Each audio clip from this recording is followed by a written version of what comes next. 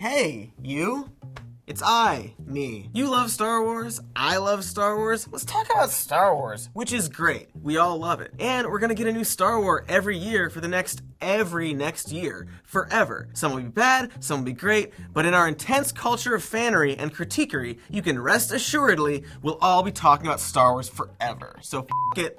Welcome to the first episode of Crack's new regular series, Stuff About Star Wars. And today's stuff, 8 missed opportunities in The Force Awakens that would have made it so good, you guys. Let's dive right in. Lucasfilm, alright, long time ago, and yeah. Star Wars, Episode 7, The Force Awakens, exciting. Luke Skywalker has vanished. Great first sentence. The hero of our story is missing, and the goal of the film is to find him. And spoilers for this entire video, at the end we do. But, small tweak, little missed opportunity. Let Luke speak a sentence. The goal of this film is clear from the first sentence, and made even more clear by the end of the opening crawl. We need to find Luke Skywalker. Just like in A New Hope, we know the goal right off the bat, which in that case was to destroy the Death Star. And spoilers again, we did. We blew it up. The heroes returned, they hugged, they got their medals, we all celebrated. In other words, the goal is achieved, and then a few more things happen, resolving the story. It's called a denouement. Stories have them. So when we finally see Luke at the end, that's not the end. There's more. But they cut it off before he even says a word. It's a weird attempt at a cliffhanger because everyone is absolutely going to see the next movie anyway. They're going to see all of them forever, a couple of times. But also, it's not a cliffhanger, which is when your characters get into a precarious situation or are confronted with a shocking revelation. In this case, that revelation is Luke is where we thought he was. Or, shocker, Luke doesn't say a goddamn word. The first sentence of the film is Luke Skywalker is missing. The last sentence is Luke Skywalker appears, looks directly at us and says, nothing. Word is that the next film, The Last Jedi, is going to open right where The Force Awakens left off. So they just cut out in the middle of a scene. It's not a cliffhanger, it's not a denouement, it's a cynical dick move that makes the story less complete and deprives us of hearing Luke Skywalker speak. We've been waiting to hear him speak for decades. Old Jedi Master Luke Skywalker, played by beloved voice actor Mark Hamill, speaks for the first time in decades, and he opens his mouth and nah. Never mind. F*** you. Hearing Luke speak for the first time should have and could have been a really special goosebump-inducing moment for fans. But instead, the first time we hear his voice is in the trailer. It's time for the Jedi to end. For the next movie, a couple of years later. Real immersive stuff, Disney. I look forward to hearing out-of-context Luke Skywalker dialogue in the next trailer, too. It's like a missed opportunity. Anyway, let's continue the movie. We are, after all, not very far in. The opening crawl continues. There's a new empire and a rebellion named other stuff. Okay, sure, yeah. Leia sent a great pilot to get a map to Luke. All right. He gets it from, according to the opening crawl, an old ally. Cool. Brand new Star Wars. It's been years. How exciting to get a familiar character recontextualized in this new series. And it's... This will begin to make things right. Who the f*** is this guy? Lor San Tekka? That's not an old ally. That's some complete stranger who dies in 5 minutes. Why even bother calling him an old ally? I know it's hard to get old characters in, because most characters are dead. But it's probably not impossible. Mace Windu's dead with the rest of the Jedi. Okay, Mon Mothma and Akbar, they're alive, but they're with the Resistance, so it doesn't make much sense. Lobot seems pointless. And Lando is too beloved to kill right away. Also, probably a bad idea to have a bunch of troopers in white gun down a black man in the first few minutes of your fun movie about space. But, of the saga so far, there is one character still alive, one who would be perfect for this.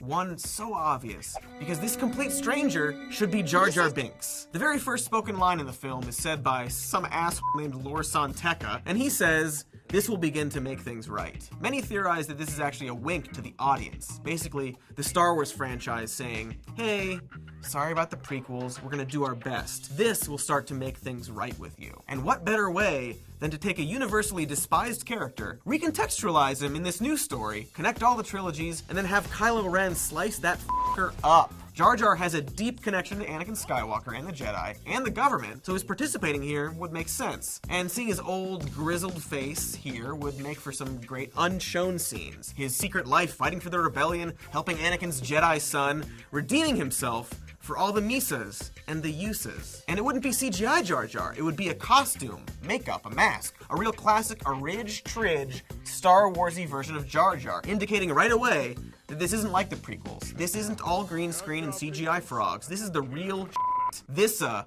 will begin to'sa make a things right. Againissa, says a withered old Jar Jar, right before he helps save the galaxy and then gets slashed up by the galaxy's new resident dickwad. Seems like a missed opportunity.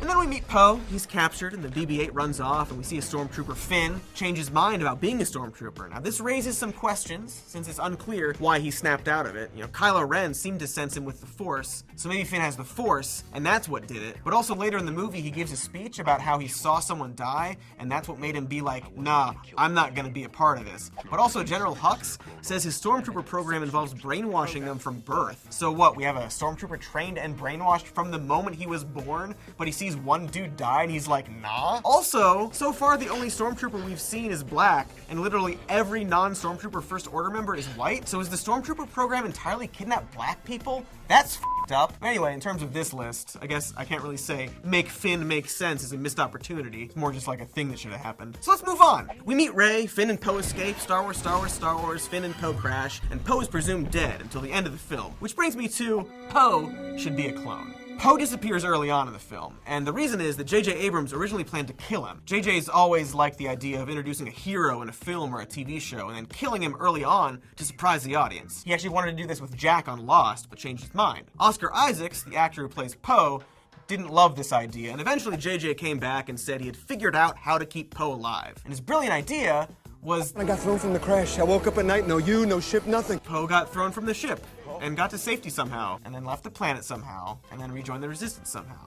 So it's not really an idea. I want to give JJ more credit than I figured out a way to make your character not die, and the idea is that he just sort of doesn't. So instead, make him a clone. We know clones exist. They're even mentioned in this film once, when Hux is defending a stormtrooper program of brainwashing babies to be soldiers unless one of them sees another one die at some point once. So why can't the Resistance use clones too? Poe is the perfect candidate for a clone. He's objectively the best pilot and shot in the galaxy. We are shown him making literally every shot he takes and shown his unbelievable flying skill. He doesn't have much of a personality beyond nice and good pilot. He's sent on these dangerous missions because he's the best and he can die. They'll just use another one. He even tells BB-8, this will be safer with you than with me. Maybe because he knows that he might die. But don't worry, because even if he does, I'll come back for you. It'd be interesting to see Finn and Poe reunite at the end, only to see no recognition in Poe's face. Hey Poe, how'd you survive? Oh, I didn't, I died.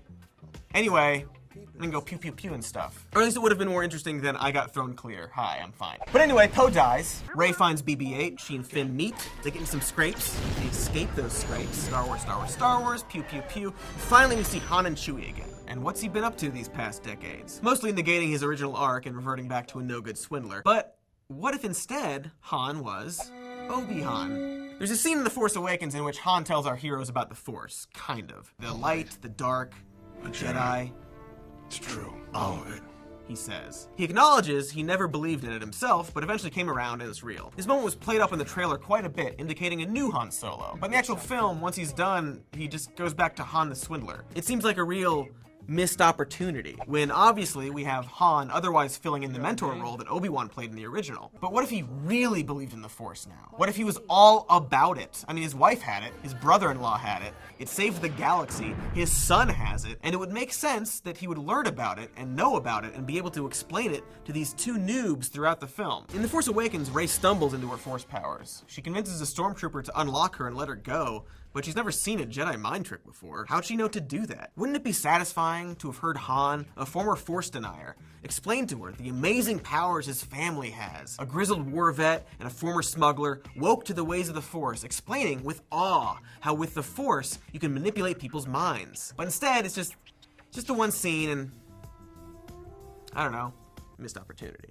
Anyway, Star Wars, some cantina stuff, but a different cantina, getting some scrapes, but then BAM! A giant space station shoots some planets, and they explode, and I guess they're the Republic? We don't know who these people are. Who's that woman?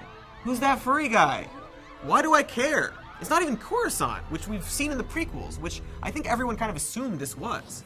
It's a new place apparently called the Hosnian system, made up of people we don't care about. Because why should we? We haven't been shown any of them. I guess my next point is, show Coruscant before you blow it up, and make it Coruscant. Nobody cares about these planets. In A New Hope, something similar happens, in which a planet is blown up. We don't know this planet, we barely see it, but We care about it because at this point in the film, we care about Leia, and we know that it's her home. Her family is on that planet. She begs Tarkin, so we care when Alderaan is destroyed. But at this point in The Force Awakens, the Republic is barely mentioned, and even then only in relation to the Resistance. So in order for us to care about this at all, we need to feel connected to it. And we're certainly not connected to a vague government in a system we've never heard of. So, make it Coruscant. We've seen that planet so many times in the prequels, and it would be interesting to see what it looks like 60 years later. The Force Awakens does a good job of retreading a lot of A New Hope and ignoring a lot of the prequels, but just like utilizing Jar Jar, aspects of the prequels can be recontextualized and improved. Show us some of the Senate. Show us the abandoned Jedi Temple. Show us the place we know, so that when it blows up, it means something. This one shot of people who get blown up is an interesting tableau of potentially interesting characters. Give us some scenes with this woman, maybe helping the Resistance. Show us Senator Beardo, bearding it up! So when you blow them up, it means something. Put in the work so we care. It's actually a great opportunity to kill off heroes early on, just like JJ's always wanted to. Maybe a missed opportunity. Anyway, things happen. Star Wars, more scrapes. A big battle ensues. Finn grabs a lightsaber and has an epic fight against this f***ing dude. Why isn't this random ass Captain Phasma instead of some random ass?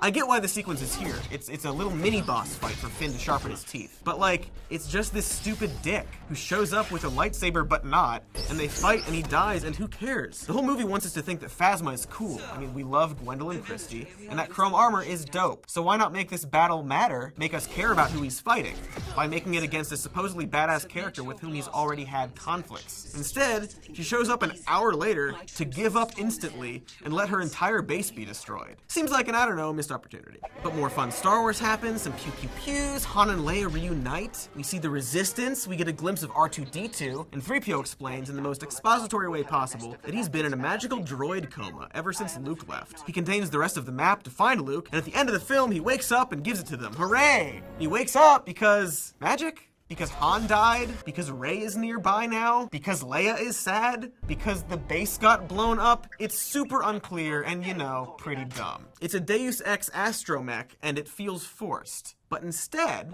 the final mission should be to rescue R2-D2. So Luke is missing, and we have this piece of the map, but also BB-8 has the location of the First Order's base, where Kylo Ren has been keeping R2-D2 prisoner. He knows R2 contains the map, but there's a force spell on it, making it impossible to retrieve. We see an image that implies this, and it would make Kylo's tantrums even more frequent, and his resentment of Luke even stronger. We'd get to see the Kylo-Luke relationship through his frustration with R2. And then the final mission, instead of being destroy a bigger Death Star, is to rescue a beloved character. The only character who's been in all of the films and who has saved the day more than many times. In order to save the galaxy, the Resistance has to rescue a beloved character in order to find another beloved character. Seems like a missed opportunity. Instead of R2 taking a nap in the corner and waking up at the exact right time, a rescue mission would have been fresh and exciting, and it wouldn't insinuate that the whole saga is just gonna be a bigger and bigger Death Star to blow up. Speaking of, save the Starkiller reveal to the end. Imagine the entire film, there was no indication of a super big Death Star. It was just a cool planet that contained the First Order base. The team needs to extract R2 and they plan their mission. They send frigates to bombard the surface, X-Wings and their super clone Poe to give cover, and a ground team to carry out the rescue. They rescue R2 and begin to escape. Han dies. Kylo and Rey and Finn have an epic lightsaber battle. And just as the battle ends, the ground starts to split, just like in the film. But then a burst of energy shoots into the sky. And holy shit, we think, this planet has been a super weapon the entire time. Those characters on Coruscant are f***ing dead. The first film has concluded, and we now know of this terrible threat, this unbelievable super weapon for later films. That's a cliffhanger. Obviously a lot of this, would cause other plot issues, but those could be fixed with, thinking about it. And maybe some of this is already planned for the trilogy. Maybe they don't need to save the Starkiller reveal and set it up for the rest of the trilogy because they have plans for an even bigger, badder, super weapon that our characters get to blow up later. But I don't know. Talking about Star Wars is fun, right? We're gonna be doing it forever. Hey, you like stand-up? Come see the Cracked Stand-Up Show. It's happening June 22nd at Meltdown Comics in Los Angeles. If you want to see amazing comics, including our own Josh Sargent, go to nerdmeltla.com/tickets. And if you want to see me do a funny dance... Sorry, not today.